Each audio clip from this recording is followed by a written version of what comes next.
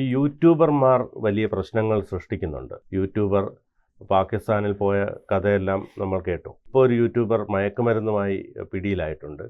Einstein തന്നെ സങ്കടപ്പെട്ടു അവസാന കാലത്ത്, ഈ കണ്ടുപിടുത്തം വേണ്ടിയിരുന്നില്ല. സോഷ്യൽ മീഡിയ ഒരു പ്രൊഫഷനായി സ്വീകരിച്ച ആളുകളെ സൂക്ഷിക്കേണ്ടിയിരിക്കുന്നു എന്ന് വേണം ഇപ്പൊ പറയാൻ. സ്ത്രീകൾ ഇതിലൊട്ടും മോശമല്ല. ജ്യോതി മൽഹോത്രയുടെ കേസാണ്.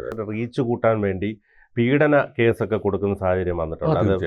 ദുരന്തത്തെ കച്ചവടമാക്കി മാറ്റുക. മനാഫ് എന്ന് പറഞ്ഞ ലോറി, ചാരപ്പണി എടുക്കാൻ പോലും ഇവർക്ക് സാധ്യമാണ്. ജ്യോതി മൽഹോത്രയ്ക്ക് ലോകം മുഴുവൻ സഞ്ചരിക്കുന്നു. അവർ പാകിസ്ഥാനിൽ പോകുന്നു, അവർ ചൈനയിൽ പോകുന്നു. അവരെ ഔദ്യോഗികമായി തന്നെ സർക്കാരുകൾ അതിഥികളായിട്ട് വിളിക്കുന്നു. അപ്പോൾ ഈ മിന്നു മുംതാസ് കോഴിക്കോട്ടുകാരിയാണ്. അവര് ഒരു യാസർ അർഫാത്ത് അവളുടെ കൂട്ടുകാരനാണെന്ന് തോന്നുന്നു. അവർ രണ്ടുപേരും മിന്നു മുംതാസ് എന്ന യൂട്യൂബറുടെ പേരിൽ എവിടെ വേണമെങ്കിലും ഫ്ലാറ്റ് എടുക്കാം.